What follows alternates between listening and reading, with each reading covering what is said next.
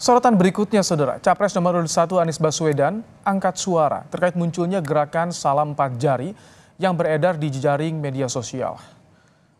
Menurut Anies, gerakan salam 4 jari itu muncul sebagai pesan dari masyarakat yang menginginkan adanya perubahan. Mantan Gubernur DKI Jakarta ini berharap gerakan semacam ini mampu mendulang suara untuk pasangan Amin meski pergerakannya perlahan. Mungkin saja tak dikenal suaranya, tapi jangan harap membeli. Betul. Ya, sebenarnya ini kan pesan bahwa kita mau perubahan. Dan apa yang sekarang terjadi itu 02 kelihatannya diasosiasikan dengan keberlanjutan. Sementara publik menginginkan perubahan. Jadi itu secara implisit, kalau kami menginterpretasikan secara implisit menginginkan ada perubahan. Nah, kami tegas mengatakan bahwa ini adalah gerakan perubahan. Jadi mudah-mudahan makin banyak yang ikut dalam rombongan perubahan. Mungkin bergeraknya pelan-pelan tuh. Dari tidak mau keberlanjutan saja, kemudian belum tahu mau yang kemana, habis itu nanti pelan-pelan ikut rombongan perubahan. Sementara itu, Capres nomor urut 3 Ganjar Pranowo bilang hal itu bagian dari demokrasi yang diinginkan rakyat. Hal ini diungkap Ganjar saat ditanya munculnya gerakan salam 4 jari yang beredar di jejaring media sosial. Ditanya soal peluang koalisi dengan paslon Amin terkait salam 4 jari, Ganjar minta tunggu setelah 14 Februari mendatang. Emang ada 4 jari? Gabungan 01 sama 03. Oh gitu. 4 jari. Itu kalau tambah 2 jadi 6 jari ya? Belum saya. Belum lah, kita tunggu dulu. Kan pemilunya masih 14 Februari gitu kan. 14 Februari kita tunggu, baru setelah itu kita akan bicara. Kita enggak tergesa-gesa. Bahwa ada semangat-semangat dari masyarakat, itulah demokrasi, itulah ekspresi. Maka saya orang yang yakin, siapapun kekuatan di sini tidak akan bisa menghambat apa yang dimau oleh rakyat. Munculnya gerakan salam 4 jari di jejaring media sosial ini juga direspons pihak TKN Prabowo Gibran. Wakil TKN Prabowo Gibran, Habibur Rahman bilang tak ambil pusing dengan gerakan tersebut dan meminta berkompetisi secara sehat. Habibur Rahman menambahkan saat ini pihaknya fokus untuk memenangkan hati rakyat. Salam 4 jari dalam konteks demokrasi tentu boleh-boleh saja siapapun menyampaikan sikap dan pendapatnya demikian, ya. Ini adalah negara demokrasi. Tapi kalau saya lihat di akar rumput, di grassroots, ya, yang dipahami masyarakat bahwa pemilu itu adalah bagaimana menyampaikan gagasan, visi dan misi serta kelebihan program masing-masing. Pada akhirnya kan semua kembali ke masyarakat yang akan memberikan penilaian, ya.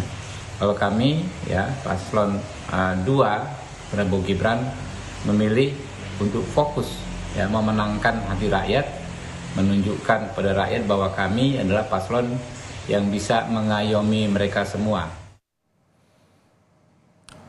Sebelumnya gerakan salam 4 jari ramai di jejaring media sosial beberapa hari belakangan. Melalui unggahan akun inisiator gerakan ini, @John Muhammad, gerakan ini tidak atas permintaan paslon tertentu. John menambahkan gerakan ini bertujuan mengajak masyarakat agar tidak golput dan hadang kecurangan pada Pilpres 2024 mendatang.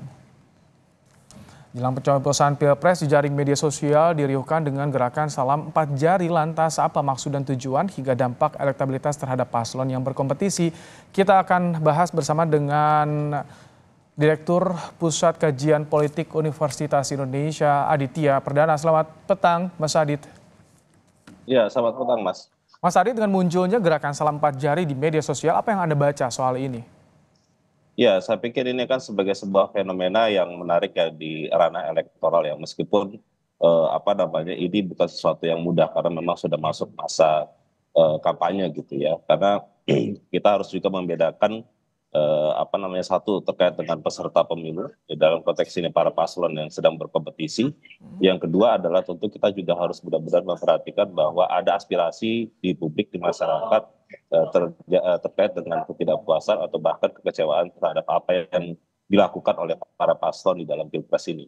Saya pikir dalam konteks yang tadi barusan saya sebut adalah sesuatu yang wajar gitu ya, dan ada aspirasi itu gitu ya. Tapi pada saat yang bersamaan apakah ini kemudian terkoneksi dalam konteks elektoral? Nah itu yang kemudian kita tunggu gitu ya. Karena dalam waktu yang singkat ini bukan hal yang mudah, itu satu. Yang kedua adalah karena gerakan ini juga muncul di sosial media, artinya impact-nya memang hanya akan berdampak di kisaran pihak atau orang yang menggunakan sosial media.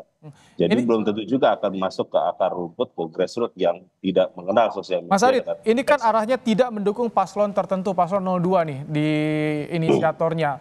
Kenapa nggak declare mendukung paslon tertentu, misalkan kalau memang tidak mendukung salah satu paslon? Ya itu dia, makanya itu juga sebenarnya pertanyaan ya. Karena saya pikir itu sangat jelas gitu ya. Ketika mereka mengatakan bahwa tidak mendukung satu paslon tertentu yaitu 02.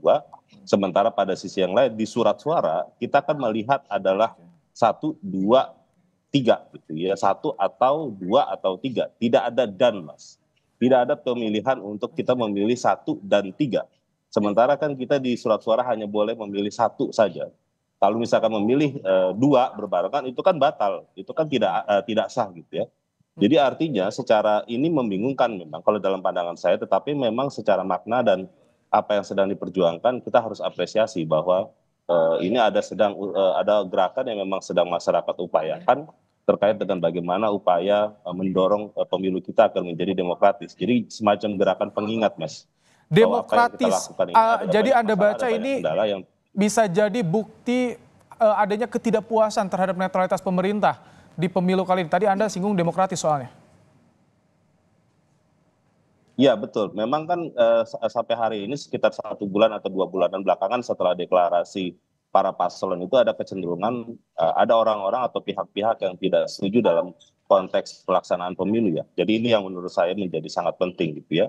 Dan penting untuk mengingatkan bahwa apa yang terjadi hari ini adalah proses yang tidak sedang baik-baik saja, tidak dalam konteks yang fair ataupun berjalan sesuai dengan aturan yang diinginkan secara prinsip-prinsip demokratis. Nah ini yang menurut saya menjadi menarik ya. Tetapi apakah kemudian tadi dihubungkan dengan elektoral, ini yang menjadi rumit gitu ya, yang tadi saya sampaikan. Karena di surat suara itu tidak ada nomor 4. Baik, itu harus clear ya memilihnya. Baik. Terima kasih Mas Aditya Perdana, Direktur Algoritma Research and Consulting, telah menyampaikan pandangannya dalam Kompas Petang sore hari ini.